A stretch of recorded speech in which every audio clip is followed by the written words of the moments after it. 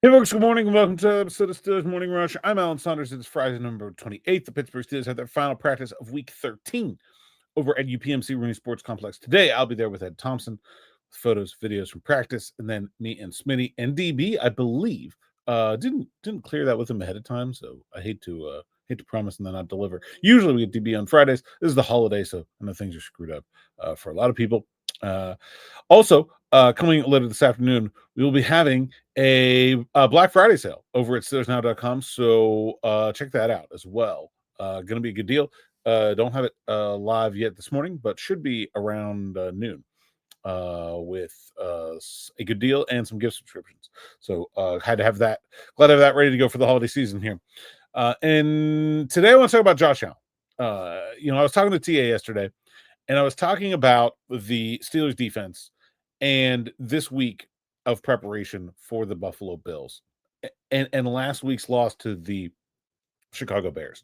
A lot of times in the NFL, when you lose a game, the coach will get up at the podium in the press conference after, and he'll say, you got to learn from the loss. You got to figure out what you did wrong, and you got to find a way to make this loss mean something over the course of the rest of the season. And the Steelers certainly will have that opportunity from that Chicago Bears game. I think there's a lot they can learn from the way they played and the way they lost to the Bears.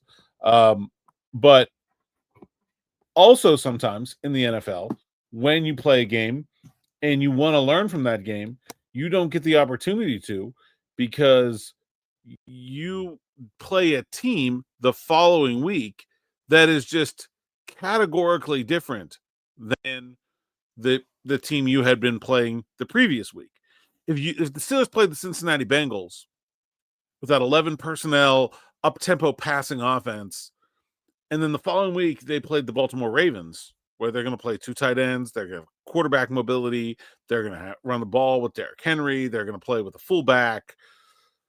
It could not be more opposite, right? So any lessons the Steelers might have learned from losing to the Cincinnati Bengals you can sort them out in film on Monday. You can take some notes. You can file some things away for later. But the following week, the responsibility is nothing like the previous week. So you kind of just have to let that stuff go when you start to prepare for the following team. I think schematically, especially the way they're playing right now, the Chicago Bears and the Buffalo Bills are fairly similar. They're both teams that will run the ball. Both teams have mobile quarterbacks. Both teams are able to play with two tight ends, although the Bills have been playing less since Dalton Kincaid has been injured, but they do still play with two tight ends. Neither team has like big, scary, freak wide receivers that you feel like you just can't allow your cornerbacks to cover one-on-one. I think Chicago's receivers are better than Buffalo's, but neither team has what you'd call, either overwhelming depth of talent or elite talent at the wide receiver position. And I would say neither team has an especially dominant offensive line. In fact, the Buffalo Bills have been down through practice so far, have been down both of their starting tackles, just like the Bears were down two left tackles against Steelers, playing third-team tackle against Nick Herbig. So there's a lot of similarities between what the Bears did, how the Steelers responded to it, and what the Bills are going to do. So it is a good week in terms of learning lessons for the Steelers. And I think most of those lessons need to come from Teryl Austin in terms of getting into better plays, finding ways for his players to get out of calls at the line of scrimmage when they're not in good plays, and then playing cleaner defense as a whole in terms of a sound, gap sound defense. The one sort of fly in the ointment here is that if you remember from that first half against the Bears, I didn't think the Steelers defense was playing that great, even though they were winning in the first half.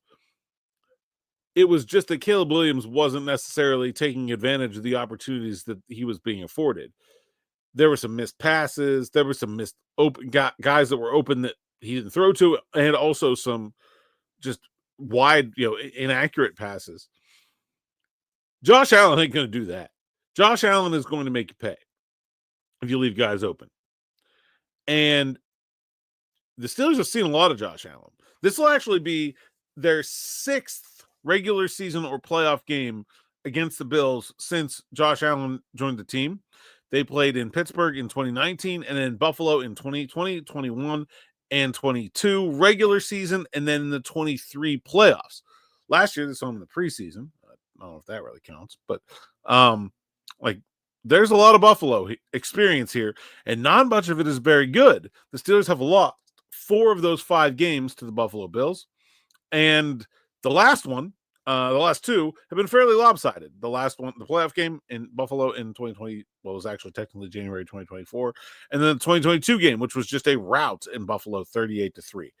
So let's look at that win, though. What did the Steelers do in 2021? If you remember, that was the season opener in 2021. They go into Buffalo. They were not expected to win this game, and they beat the Buffalo Bills. Ben Roethlisberger, not some kind of elite quarterback performance. It's not like he outdueled Josh Allen. Roethlisberger was 18-32 for 188 yards and a touchdown in this game with an 83.9 passer rating. That's very pedestrian. You should feel comfortable with, honestly, even if Mason Rudolph has to play or Aaron Rodgers, both of those guys can do that. And the Steelers also did not just ground and pound the Bills into submission. Najee Harris had 45 yards on 18 carries. It's actually not a great rushing day for the Pittsburgh Steelers offense. So how did they have 45 yards rushing from their running back, 180 some yards from Ben Roethlisberger, and still beat Josh Allen and the Buffalo Bills? Well, it's because they got takeaways in this game.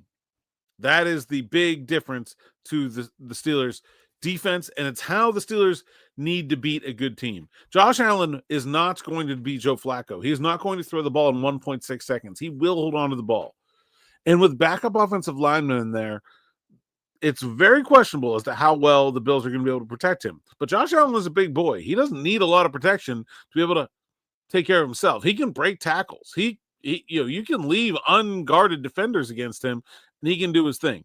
But the Steelers sacked him 3 times, twice by TJ Watt. One of those was a strip sack. Cam Hayward also forced a fumble. And the Steelers win the turnover battle in this game, and they win it. They win it, I mean, not like super easily, but by a touchdown. It wasn't like it was a super dramatic finish. In fact, as I remember correctly, the Bills, I can't remember if it was a touchdown or field goal, but they scored to make it a 1-score game with like a minute left, and then had to try an onside kick that they didn't get. This was a 2-score game from the 2-minute warning in. There's a lot that's wrong with the Pittsburgh Steelers, but they have to generate pressure on the quarterback to win. You cannot be a team that is built like the Pittsburgh Steelers and spend as much money at the edge rusher position as the Pittsburgh Steelers are and not get pressure on the quarterback. They sack Caleb Williams once. They get the turnover, the touchdown on it. I mean, that's great. But they really didn't have very much pressure. They have to pressure Josh Allen. They have to force him to run around. They have to force him to hold on to the football. That's the only way they can win this game. They cannot just sit back and cover, even though Buffalo's receivers aren't very good, and think that they're going to get it done. They have to come after him. They have to pressure him. And I think when you look at this Bears game, that's the thing that's missing, right? Is that the Steelers were playing cover 3, and we know that cover 3 has weaknesses, obvious weaknesses. We know what's wrong with them. One of the strengths of cover 3 is you need one fewer defender in the box to run it, right? You only have 3 deep guys, whereas cover 2, cover 4, you have 4 deep guys, right? Use that extra defender at the line of scrimmage to go pressure the quarterback. They need to run some blitzes. They need to find a way to bring pressure and create situations where they can find turnovers. Because, I mean, when the Steelers don't win the turnover battle, they're not going to win very often. And they absolutely need to this week. And I think they can. I really think they can. But that is the job. Learn the lessons from Chicago, pressure the quarterback, and learn the lessons from their previous games against Josh Allen. They got to be cleaner on defense. They've got to find better checks and calls, but they've got to pressure the quarterback. This edge rushing group is too good against backup tackles to not bring more pressure and not be a winning factor for the Steelers in this game. That's all I got for this morning. More as we break down the full matchup on Afternoon Drive. Me, Smitty, and hopefully DB. And also maybe a little earlier today. Fingers crossed. Smitty's getting done work early, so hopefully we get that out for you a little bit sooner as you enjoy your Black Friday. Like I said, sale coming up at SteelersNow.com on SM Plus memberships. We'll have more details on social media for that. Until next time, thanks for listening, thanks for watching, and enjoy.